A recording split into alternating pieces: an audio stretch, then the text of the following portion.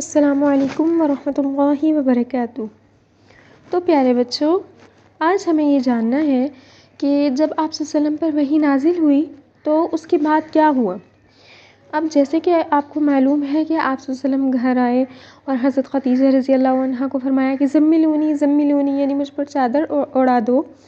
تو آپ صلی اللہ علیہ وسلم نے فرمایا کہ مجھے خوف ہوتا ہے اپنی جان کا، یعنی مجھے اپنی موت کی ہے کہ شاید مجھے موت آ جائے۔ تو حضرت خدیجہ رضی اللہ عنہا آپ صلی اللہ علیہ وسلم کی غمگسار بیوی تھیں، انہوں نے کہا کہ ایسا نہ سوچئے، آپ اللہ سے ایسا گمان نہ رکھیں، آپ تو جو معذور ہوتے ہیں انہیں کما کر کھلاتے ہیں، جو بوجھ نہیں اٹھا سکتے ان کا بوجھ اٹھاتے ہیں، جو مظلوم ہوتے ہیں ان سے دور کرتے ہیں۔ چنانچہ حضرت خدیجہ رضی اللہ عنہا آپ صلی اللہ علیہ وسلم کو اپنے چچا کے بیٹے کے پاس لے گئیں۔ ان کا نام تھا ورقہ بن نوفل۔ وہ اس وقت جو ہے وہ نصرانی تھے، یعنی حضرت عیسیٰ علیہ السلام کے پیروکار تھے اور نصارہ کے بہت بڑے عالم تھے۔ تو جب حضرت خدیجہ ان کے پاس گئیں تو انہوں نے کہا کہ اے میرے چچا کے بیٹے، آپ ان کی بات سن لیجئے۔ تو ورقہ بن نوفل نے آپ صلی اللہ علیہ وسلم سے پوچھا کہ کیا ہوا، کیا ماجرا ہوا۔ آپ صلی اللہ علیہ وسلم نے اپنی ساری روایات بتا دی کہ یوں ہوا۔ تو انہوں نے کہا کہ یہ تو وہی فرشتہ ہے، یہ تو وہی ناموس رسالت ہے، یعنی وہی فرشتہ ہے جو موسیٰ علیہ السلام پر آتا تھا، یعنی موسیٰ علیہ السلام کے پاس وحی لے کر آتا تھا۔ اب آپ کو آپ کی قوم جو ہے وہ نکال دے گی، مطلب جلا وطن کر دے گی، آپ کو مکہ سے نکال دے گی۔ آپ صلی اللہ علیہ وسلم بہت حیران ہوئے کہ میری قوم کے جس میں میں صادق الامین کے نام سے مشہور ہوں، وہ مجھے کیوں نکالیں گی۔ تو انہوں نے بتایا کہ آپ صلی اللہ علیہ وسلم سے پہلے بھی جو انبیاء آئے ہیں ان کے ساتھ لوگوں نے ظلم کیا ہے، کیونکہ وہ توحید کا درس دیتے تھے، اللہ وحدہ لا شریک کے بارے میں بتاتے تھے۔ تو خیر آپ صلی اللہ علیہ وسلم کو بہت حیرت ہوئی۔ آپ صلی اللہ علیہ وسلم واپس آئے اور یوں ہی دن گزرتے رہے، آپ صلی اللہ علیہ وسلم غار حرا میں جا کر عبادت کرتے رہے۔ تو وحی کا سلسلہ جو ہے وہ بند ہو گیا، اس کے بعد وحی نہیں آئی۔ کچھ عرصہ تک یوں ہی چلتا رہا۔ اس کے بعد ایک مرتبہ آپ صلی اللہ علیہ وسلم جو ہے وہ غار حرا میں ہی تشریف فرما تھے کہ آپ صلی اللہ علیہ وسلم نے آسمان پر فرشتے کو دیکھا کہ فرشتہ جو ہے وہ آسمان پر کرسی پر بیٹھا ہے۔ تو آپ صلی اللہ علیہ وسلم پر پھر وہی کیفیت طاری ہو گئی جیسے پہلی مرتبہ ہوئی تھی، یعنی وہی اتر رہی تھی آپ صلی اللہ علیہ وسلم پر۔ آپ صلی اللہ علیہ وسلم بہت زیادہ ڈر گئے۔ آپ صلی اللہ علیہ وسلم فوراً گھر آئے اور فرمایا، اس وقت آپ صلی اللہ علیہ وسلم پر یا ایھا المدثر نازل ہوئی تھی، سورۃ مدثر جو ہے وہ نازل ہوئی تھی، جس میں آپ صلی اللہ علیہ وسلم کو جو ہے وہ تبلیغ کا کہا گیا تھا، یعنی پہلی وحی میں آپ صلی اللہ علیہ وسلم کو علم کے بارے میں بتایا گیا اور دوسری وحی میں آپ صلی اللہ علیہ وسلم کو تبلیغ کے بارے میں بتایا گیا کہ اب آپ جو ہے وہ اپنی قوم کو دعوت دیں اسلام کی۔ تو جب آپ صلی اللہ علیہ وسلم گھر آئے تو آپ صلی اللہ علیہ وسلم نے حضرت خدیجہ کو پھر وہی فرمایا کہ زملونی زملونی دثرونی، یعنی مجھ پر کمبل اڑا دو۔ آپ صلی اللہ علیہ وسلم کو بہت ٹھنڈ لگ رہی تھی، حضرت خدیجہ نے کمبل اڑا دیا۔ تو پھر آپ صلی اللہ علیہ وسلم نے حضرت خدیجہ کو ساری اپنی بات بتائی۔ تو اب جب آپ صلی اللہ علیہ وسلم سے وحی کی کیفیت دور ہوئی، آپ صلی اللہ علیہ وسلم کچھ بہتر ہوئے، تو آپ صلی اللہ علیہ وسلم جو ہے وہ صفا پہاڑی پر چڑھے اور مکہ والوں کو بلایا۔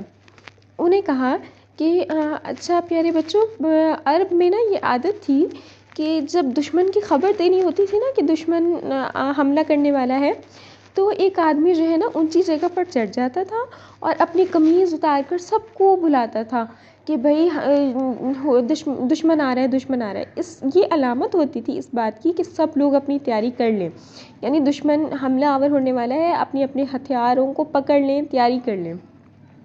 تو جب آپ صلی اللہ علیہ وسلم صفا پر چڑھے تو سب لوگ اکٹھے ہو گئے کہ کیا معاملہ ہوا۔ تو آپ صلی اللہ علیہ وسلم نے فرمایا کہ کیا اگر میں تمہیں یوں کہوں کہ اس صفا پہاڑی کے پیچھے سے دشمن تم پر حملہ کر رہا ہے تو کیا تم میری بات مانو گے؟ لوگ کہنے لگے کہ ہاں بھائی، آپ تو صادق الامین ہیں، آپ تو سچ کہتے ہیں، ہم کیسے آپ کی بات کو جھٹلا سکتے ہیں۔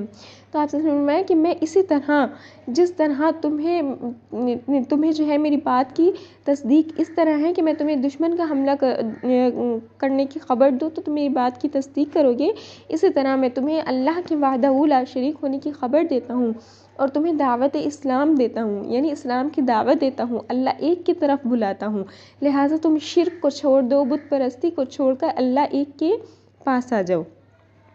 اب آپ صلی اللہ علیہ وسلم کے جو چچا تھے، ایک تو جن کی پرورش میں آپ صلی اللہ علیہ وسلم تھے ابو طالب تھے، جو آپ صلی اللہ علیہ وسلم کے دوسرے چچا ابو لہب تھے، انہوں نے کہا کہ نعوذ باللہ محمد کے ہاتھ جو ہیں وہ ٹوٹ جائیں۔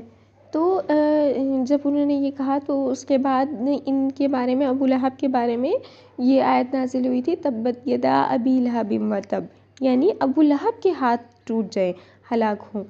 تو خیر آپ صلی اللہ علیہ وسلم کی اس وقت مکہ والوں نے تصدیق نہیں کی، آپ صلی اللہ علیہ وسلم کو بہت اذیتیں پہنچائیں، آپ صلی اللہ علیہ وسلم کو بہت برا بھلا کہا۔ آپ صلی اللہ علیہ وسلم طائف گئے، وہاں پر لوگوں نے، وہاں پر آپ صلی اللہ علیہ وسلم، اب چونکہ مکہ کا یہ ماحول تھا کہ وہاں کے جو بادشاہ ہوتے تھے نا، وہ اپنی قوم کو جیسے کہتے تھے، رعایا کو، وہ ویسے ان کی بات مانتی تھی۔ تو آپ صلی اللہ علیہ وسلم نے سوچا کہ میں بادشاہوں کو اگر اس طرف لے آؤں تو وہ سب کو اس طرف لے آئیں گے، کیونکہ بادشاہ کی بات تو کوئی بھی نہیں ٹالتا۔ تو آپ صلی اللہ علیہ وسلم طائف گئے تاکہ بادشاہوں کو بھی تبلیغ کریں، ان کو دعوت اسلام دیں۔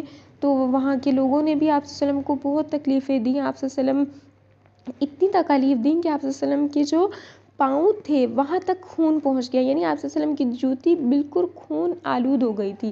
اس قدر آپ کو تکلیف دی تھی، اس قدر کہ ہم بیان بھی نہیں کر سکتے اس کو۔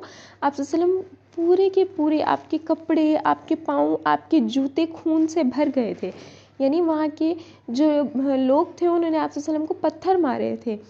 تو خیر پیارے بچوں، اب یہاں سے ہمیں یہ سبق ملتا ہے، آپ کو پتہ ہے کہ جب آپ صلی اللہ علیہ وسلم کو تکالیف دیں تو فرشتہ آیا، اس نے اگر کہا آپ صلی اللہ علیہ وسلم کو کہ اگر آپ اجازت دیں تو یہ دو پہاڑوں کو ہم ملا دیں گے، کیونکہ طائف جو ہے وہ دو پہاڑوں کے درمیان ہے نا۔ تو انہوں نے کہا کہ آپ حکم دیں، ہم ان دو پہاڑوں کو ایسے ملا دیں گے اور یہ لوگ ایسے بیچ میں پس جائیں گے جیسے چکی میں آٹا پستا ہے، اس طرح سے ہو جائیں گے۔ آپ نے فرمایا نہیں، آپ علیہ السلام نے فرمایا کہ نہیں، میں ان کے لیے بد دعا نہیں کر سکتا، بلکہ میں ان کے لیے دعا کرتا ہوں اللہ تعالیٰ ان کی نسل میں کوئی تو ایسا پیدا کرے گا جو دین کا تابع ہوگا، اللہ وحدہ لا شریک کا حکم دینے والا ہوگا، اس کی پیروی کرنے والا ہوگا۔ تو پیارے بچوں، آپ صلی اللہ علیہ وسلم کو اتنی سخت تکلیف دی گئیں، اتنا سخت آپ صلی اللہ علیہ وسلم پر ظلم ڈھائے گئے، لیکن اس کے باوجود آپ صلی اللہ علیہ وسلم کے کپڑے پورے خون آلود ہو گئے تھے، اس کے باوجود آپ صلی اللہ علیہ وسلم نے ان کے لیے بد دعا نہیں فرمائی۔ تو پیارے بچوں، اس سے ہمیں یہ سبق ملتا ہے کہ ہمیں اگر کوئی کچھ کہہ بھی دے تو ہمیں اس کا بدلہ لینا ٹھیک ہے، اگر سے جائز ہے، لیکن ہمیں اسے معاف کر دینا چاہیے۔ آپ صلی اللہ علیہ وسلم ہمیشہ معاف فرما دیا کرتے تھے، آپ صلی اللہ علیہ وسلم نے کبھی اپنی ذات کے لیے انتقام نہیں لیا تھا۔ اسی لیے ہمیں چاہیے کہ ہمیں بھی اگر کوئی دکھ دے، تکلیف دے، ہمیں برا لگتا ہے، وقتی طور پہ بہت غصہ آتا ہے، لیکن ہمیں چاہیے کہ ہم اس غصے کو قابو میں کریں اور اسے کچھ نہ کہیں بلکہ اسے معاف فرما دیں۔ اللہ تعالیٰ معاف کرنے والوں کو بہت پسند کرتے ہیں۔